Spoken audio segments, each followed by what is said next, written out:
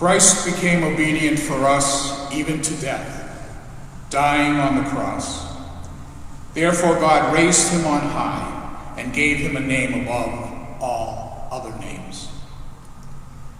Jesus suffers and dies on the cross on Good Friday. It is a tragic ending to a life spent loving people. The world had pronounced its judgment on Jesus. He was a failure, and his mission was now doomed to die with him on the cross. The events leading to his crucifixion are distressing, and the circumstances surrounding his death are even more so.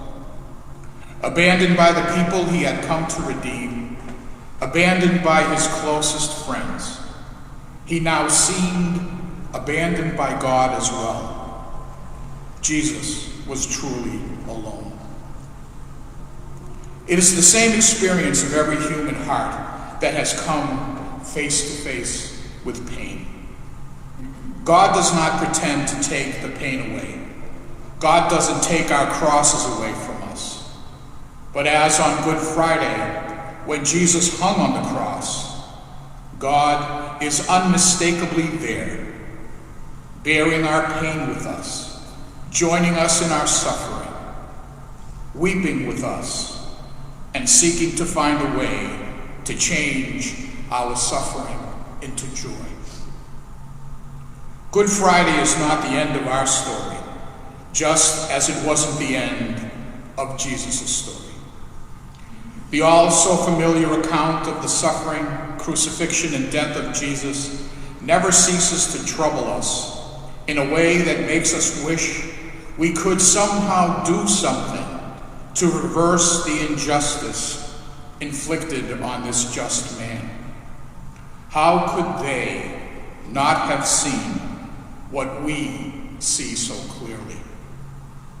Jesus, who healed the sick, gave sight to the blind, fed the hungry, raised the dead, is condemned to death by acclamation as a common criminal. His life is demanded, and yet the mystery of our celebration on this Good Friday is that his life was not taken.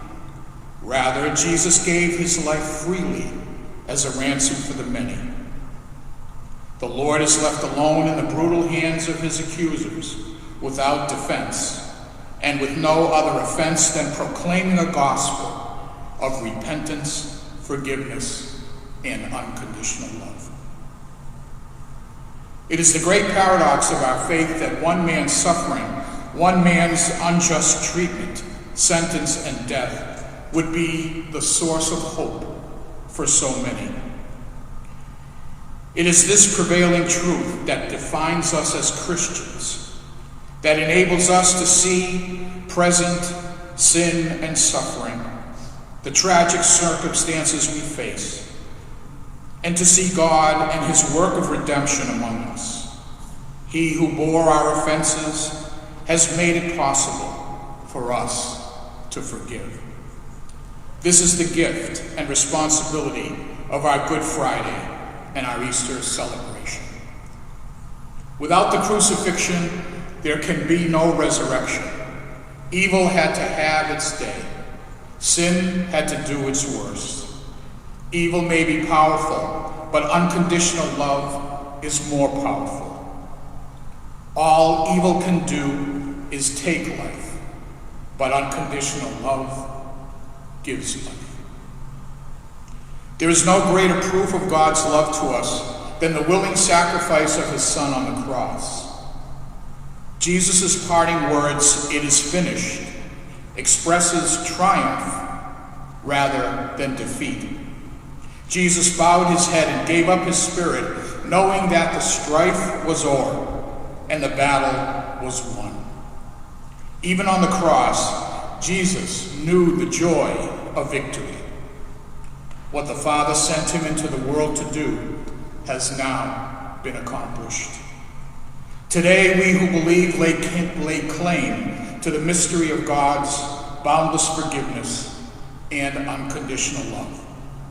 Without regard for rank or distinction, we stand before the cross of Christ, sinners and yet forgiven, wounded and yet healed, broken yet made whole by the suffering servant of God, Jesus the Lord, who has borne the guilt of us all.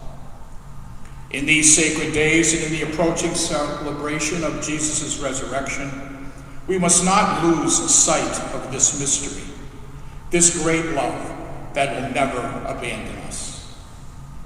Because Jesus gave himself as ransom for the many, because he took our place and took upon himself our sin, we can and must go on.